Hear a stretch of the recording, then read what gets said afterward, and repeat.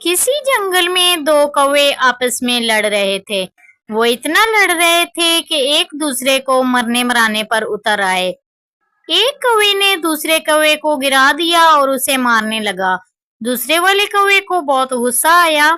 उसने बड़ी हिम्मत की और उठकर पहले वाले कौवे को गिरा दिया। वो इतने गुस्से में था कि उस पर उछल उछल कर उसे मार रहा था।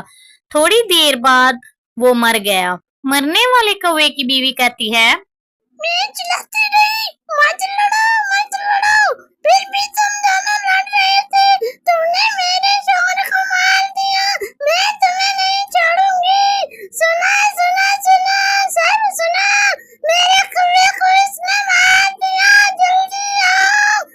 सुना, परिंदा जानवरों जल्दी आओ।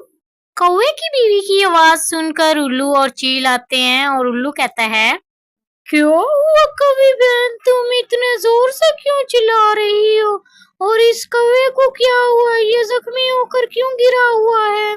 क्या भैया, इस कौवे ने हमारा खाना चोरी किया था, इसलिए मेरे कौवे ने इससे लड़ाई की, इसने इसे भी मार दिया। मेरा इंसाफ किया जाए, वरना मैं बड़े चील के पास चली जाऊंगी। मेरे कौवे को इसने क्यों मारा? चील भैया, मेरा कसूर नहीं है, मैंने कुछ नहीं किया। वो खाना तो कोई और कौवा लेके जा रहा था, इसने मुझे पकड़ लिया और मुझे मारना शुरू कर दिया, और जब बदले में मैंने मारा तो ये मर गया। चील भाई, मेरा कसूर नहीं है, मैंने कुछ नहीं किया। चील भाई, ये झूठ बोल रहे, मेरे तो छोटे छोटे बच्चे हैं, इसने मेरे कौवे को मार दिया, अब मैं उन्हें कैसे पालूंगी? तुम दोनों को बड़े चील के पास जाने की जरूरत नहीं है, मैं तुम दोनों का यही फैसला कर देता हूँ। मैं उसका छोटा भाई हूँ। कौवे, मेरी बात ध्यान से सुनो, जब तक इस कौवी के बच्चे बड़े नहीं हो जाते तब तक तुम इस कौवी और इसके बच्चों को खाना ला कर दोगे और इनके पास ही रहोगे और इनकी हिफाजत करोगे। मैंने ये सही फैसला किया तुम दोनों के हक में। कौवे, तुम्हें मेरा फैसला मंजूर है? जय कौवे भाई, मुझे आपका फैसला मंजूर है, जब तक इसके बच्चे बड़े नहीं होते मैं इनकी हिफाजत करूंगा। कौवी, तुम भी बता दो, तुम्हें मेरा फैसला मंजूर है ना? अगर तुम बड़े चील के पास गई तो वो भी यही फैसला करेगा, मैं उसे अच्छे से जानता हूँ। जी चील भाई, मुझे आपका फैसला कबूल है। चील फैसला करने के बाद वहाँ से चला जाता है। चील के जाने के बाद कौवा मरे हुए कौवे की बीवी से कहता है, मुझे माफ कर दो कौवी, मुझसे अनजाने में ये कौवा मर गया, मैं ऐसा नहीं हूँ कि किसी को मार दूँ, मुझे माफ कर दो। मैं तुम्हें कैसे माफ कर दूँ? तुमने तो मेरे बच्चों का सबसे साया ही छीन लिया। अब चलो मेरे साथ, मेरे मुंह की तरफ क्यों देख रही हो? चलो। मैं ऐसा नहीं करना चाहता था, मुझे माफ कर दो, मैं तुम्हारे बच्चों को पालूंगा और सारी जिंदगी तुम्हारी खिदमत करूंगा।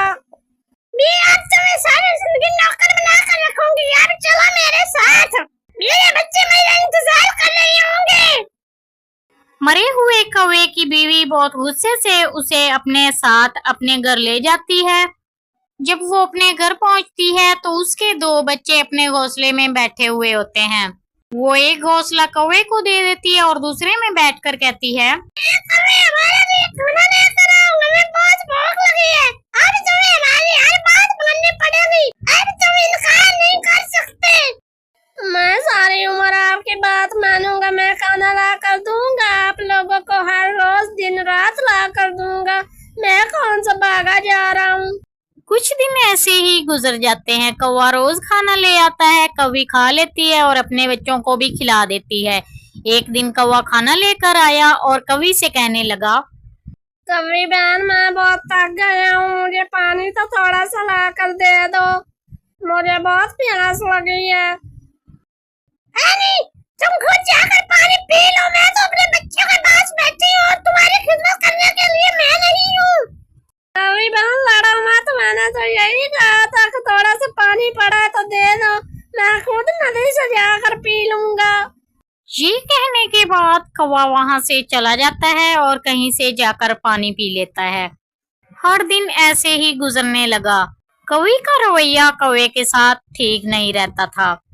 एक दिन वो चारों अपने अपने घोंसलों में बैठे हुए थे। कवि का ध्यान कहीं और था। कौवा सामने बैठा बच्चों को देख रहा था। एक बच्चा झाड़ियों में गिरता है। कौवा देख रहा होता है। वो जल्दी से उठता है और उस बच्चे की तरफ भागता है।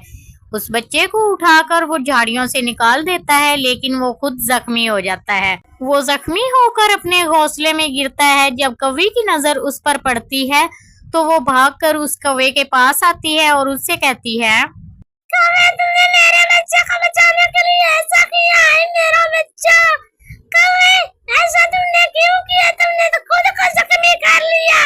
कोई बात नहीं बहन, ये तो मेरा फर्ज था। मैंने तो इन बच्चों की हिफाजत करने का जिम्मा लिया है ना।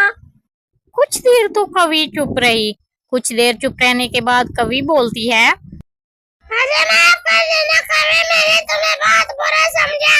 आज के बाद मैं तुम सबके लिए खाना लाऊंगी। तुम जब तक ठीक नहीं होते मैं तुम्हारी हिफाजत करूंगी और इन बच्चों की। मुझे माफ कर देना। कौवे बहन, मैं बहुत जल्द ठीक हो जाऊंगा। फिर मैं सबके लिए खाना लाया करूंगा। आपको परेशान होने की जरूरत नहीं है। और आप यकीन करें कि मैंने उस दिन खाना नहीं चुराया था। मुझ पर चोरी के इल्जाम लगा दिया था तुम्हारे कौवे ने। आज मुझे यकीन आ गया कि तुमने खाना नहीं चुराया था। तुम तो इतने अच्छे हो, मैंने तुम्हें माफ किया। मैं किसी से कहकर ये झाड़ी कटवाती हूँ।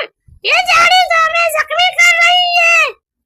कुछ दिन गुजरते हैं तो कौवी के बच्चे थोड़े से बड़े हो जाते हैं। जख्मी होने की वजह से कौवा काफी कमजोर हो जाता है। कौवी हर रोज उन तीनों के लिए खाना लाती है और उन तीनों को खिला देती है। एक दिन कौवी खाना लाती है और आकर कौवे से कहती है, क्या हाल बना है कौवे तुम्हारा? मैं ये खाना लाई हूँ, सब मिलकर खा लेते हैं, फिर मैं और खाना लाऊंगी। तुम सुनाओ, तुम्हारी तबीयत तो ठीक रही है ना?